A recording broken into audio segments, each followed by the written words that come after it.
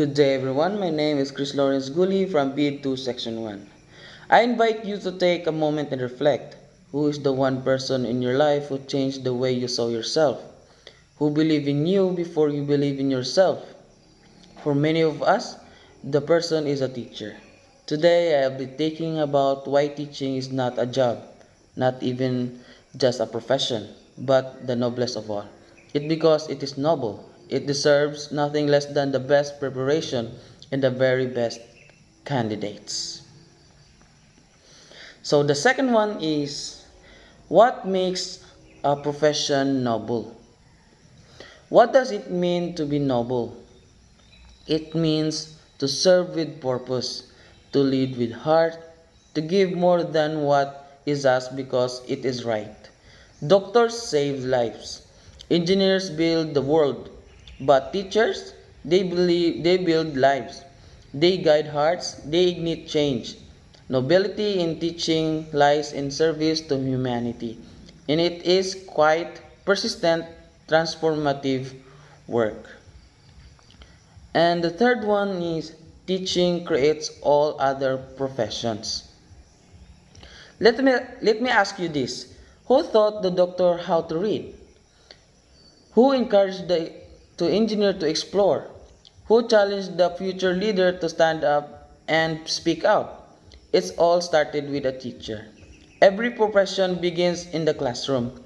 Every dream nurtured by someone who cared. That's why teaching stands at the foundation of every society. Then the fourth one is the daily life of a teacher. Let's talk about what a teacher really does. A teacher wakes up early, reviews lesson plans, prints materials, and still manages to greet each student with a smile. A teacher becomes a counselor when a student fell lost, a nurse when someone gets hurt, and a parent when no one else is around. They deal with pressure from the school, expectations from parents, and still find time to celebrate a child's smallest progress. Now tell me, is this the noble? Then the fifth one is the emotional labor of teachings. Teaching is not intellectual, it's emotional. Imagine seeing a child struggle to read, and week after week, you patiently guide them. Then one day, they read a sentence and their face lights up. That moment is priceless. Or the heartbreak when you see a student dealing with hunger, neglect, or pain, and you become their safe space.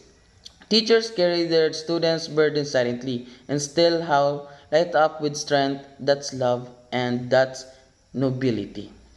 And the sixth one is why the best preparation is non-negotiable. Because teaching is so demanding. It must never be taken lightly. Great teachers are not born. They are trained, mentored, and shaped. They need in-depth understanding of child psychology, classroom dynamics, curriculum development, inclusive education, and more. What we allow is surgeon to operate without rigorous training. Then why let anyone educate future unprepared? And then number seven is the best deserve the best. We often say we want quality education. But how can we have quality education without quality teachers? And how can we have quality teachers if we do not prepare and choose them well? We need to elevate teacher education programs. We must invest in training, mentorship, and continuous learning. Because the classroom is not a place for mediocrity, it's a stage for transformation. And number eight is choosing teaching as a first choice, not a last. Let's address a hard truth. In many places, teaching is seen as a fallback, a plan B. But why? If teaching builds nations, shouldn't it be plan A? We must reshape their narrative.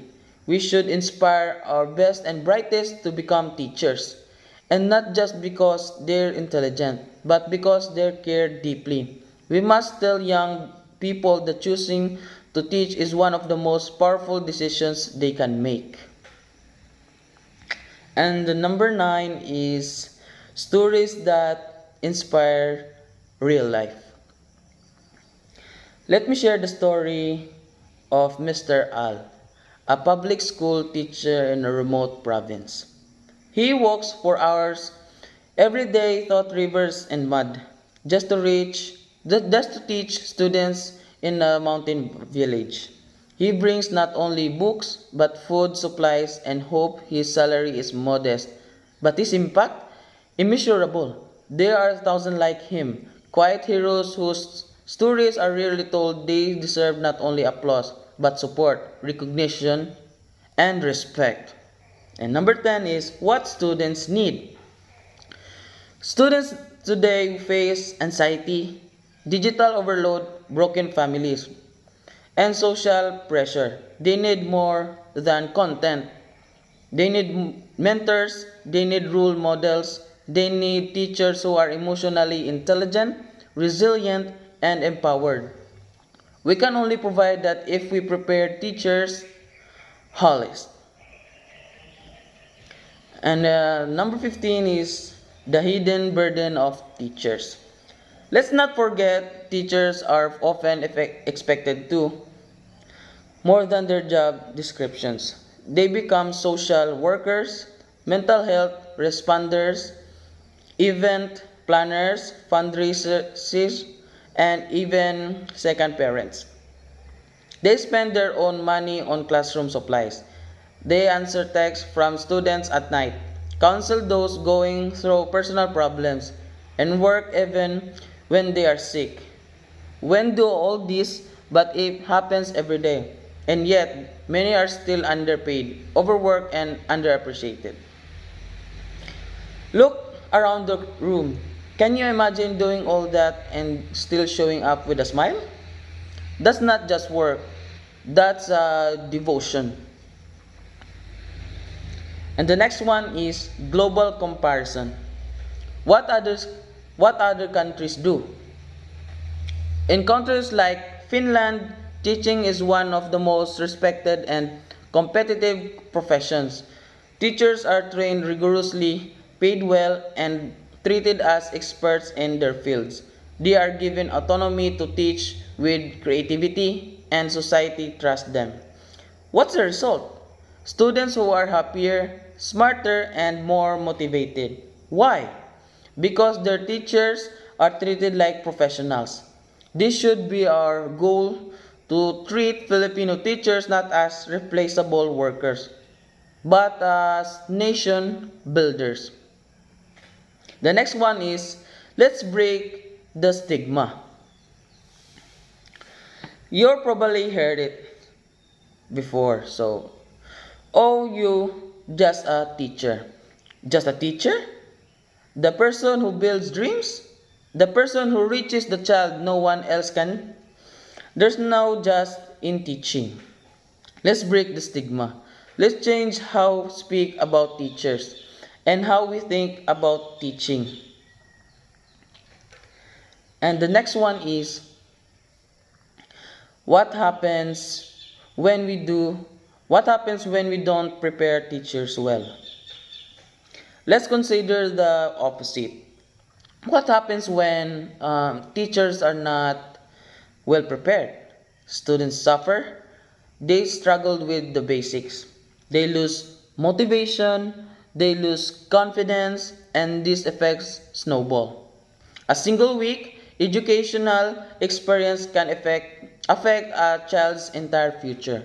We cannot afford that. The stakes are too high. The cost is too great. And the second one is engaging the youth. Planting the seed early.